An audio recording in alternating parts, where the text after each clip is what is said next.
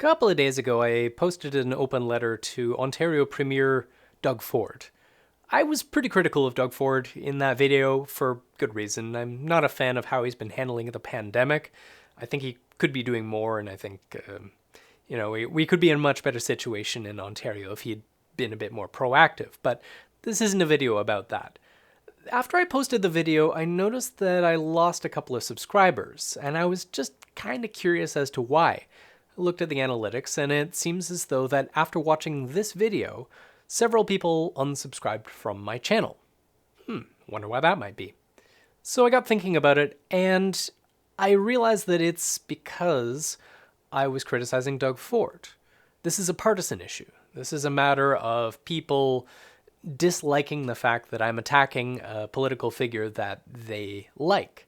I have a pretty diverse set of friends. I know a lot of people of a lot of different political persuasions, all the way from far left from where I am, really, all the way to some pretty conservative folks, both fiscally and some socially conservative folks.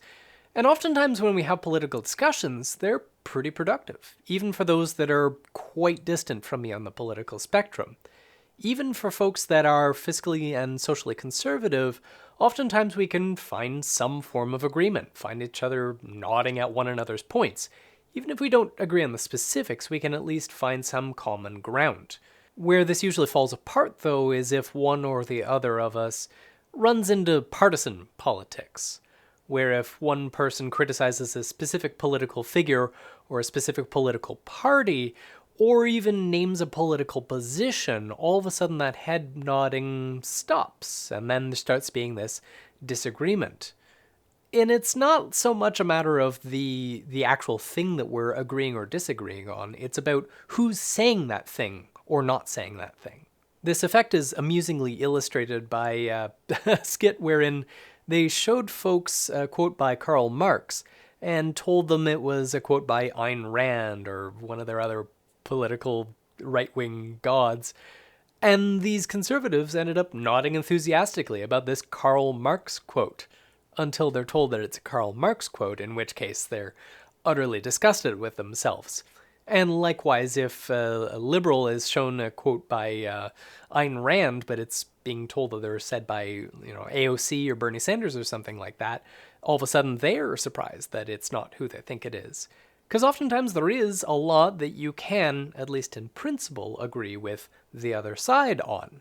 It's a matter of the brand loyalty, it's a matter of who's saying it that really gets to one's sense of resistance.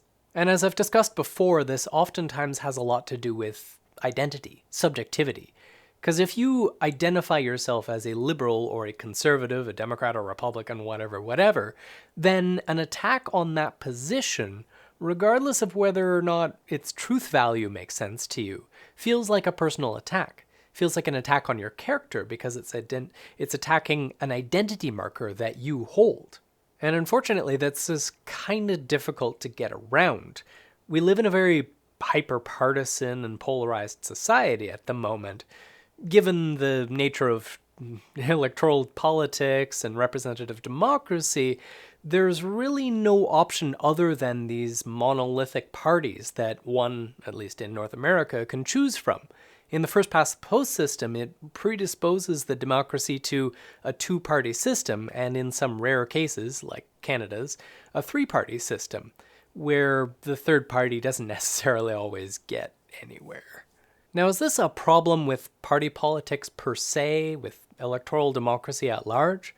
I don't really think so necessarily. It more has to do with the economics of electoral politics. We currently live in a world where getting the most amount of money wins the election, and so these monolithic parties end up with an unfair advantage over those, fringe groups like, say, myself might have. And what's more, the various media machines tend to favor their particular candidate of choice. If you turn on your Fox News, you're going to be getting all conservative all the time, whereas if you turn on your MSNBC, you're going to get your all liberal all the time. There is no major news network for us on the left. There's just no money in it, because we don't tend to do the money thing so much. So, But then there's also the matter of it being an attention economy. The entire economics is based around trying to gain access to this finite resource, being your eyeballs, and whoever generally has the most money is able to do that best, but also those that have the strongest, snappiest punchline of a campaign. So nuanced political discussions of policy just aren't really going to cut it, because you can't really get that across in a 20-second soundbite. But if you do something like Trump bad, Joe Biden good, then it's easy to get across to a mass audience. Sure, even though the general public might be debating more intricate results than this, there's not really a way to access the people that aren't really paying attention with anything but those simplistic sound bites. So how do we get out of that? Well, that's the harder part of the challenge.